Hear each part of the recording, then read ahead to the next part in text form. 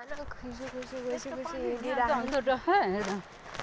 त्यसपछि यहाँ धेरै पानी ठुलो आउँछ कि त्यसपछि मेरो बैलाई चाहिँ यसरी लगिरहेको छु होइन। अनि यता धेरै मकै छ के छ कि पुरै हरियाली छ। अनि यहाँ चाहिँ मान्छेहरू बोल्ने ठाउँ हो कि यहाँ काठमाडौँ दहचोकको।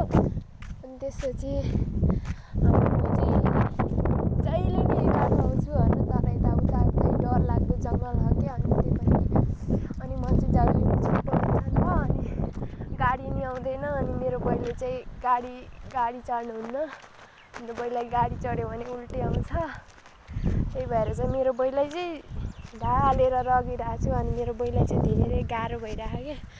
अनि त्यसपछि मेरो बै चाहिँ कतिखेर खुरुखुरु हिँड्नुहुन्छ होइन, कतिखेर चाहिँ मेरो बैलाई लास्टै गाह्रो हुन्छ।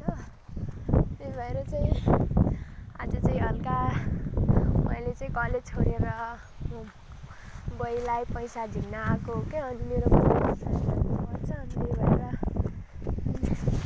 यहाँ चाहिँ कति राम्रो बोट छ कि, फेरि ऊ चाहिँ मान्छे बोल्ने ठाउँ हो क्या। त्यसपछि चाहिँ मेरो बै चाहिँ हिँडेर लट्ठी टेकेर गाउँको मान्छे। यता चाहिँ उता चाहिँ धेरै जङ्गल हो। मेरो बैलाई चाहिँ धेरै गाह्रो भयो बै, स्यास्या भयो। बस बै बस, यहाँ एकछिन थकाइ मार। अनि मेरो बैलाई के लास्टै गाह्रो भयो अरे कि। अनि के गर्नु अब बुढेसकालमा होइन, सबैलाई थकाइ लाग्छ के हुन्छ होइन। अनि त्यसपछि उता त्यहाँ कसको कुकुर आयो, त्यहाँ कति राम्रो पाठो पनि आयो होइन। पाठान के हुन् मलाई त थाहा होइन। त्यसपछि म चाहिँ पहिला यहाँ बस्थेँ कि, यो सुरु मार्ग हो, थानकोटको माथि हो कि। अनि यो कुकुर चाहिँ हिरो भएछ कि। अनि त्यसपछि पाठनी आइछ, कति राम्रो छ होइन। अब म चाहिँ कहाँ आएँ भन्दाखेरि ठ्याक्कै होइन काठमाडौँको दहचोकको थानकोट पुग्न लाग्थेँ।